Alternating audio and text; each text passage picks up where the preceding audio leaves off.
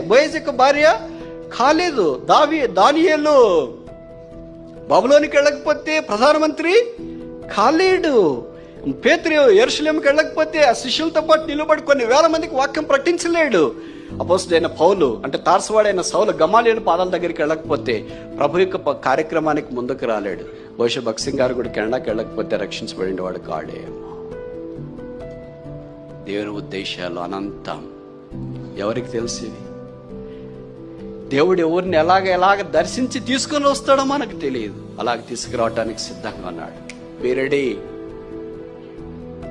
Time దగ్గరకు వస్తుంది, జాప్యం చేయొద్దు, రిస్క్ తీసుకోవటానికి సిద్ధంగా ఉండు. దేవుడు ఆలోచన చెప్తానన్నాడు.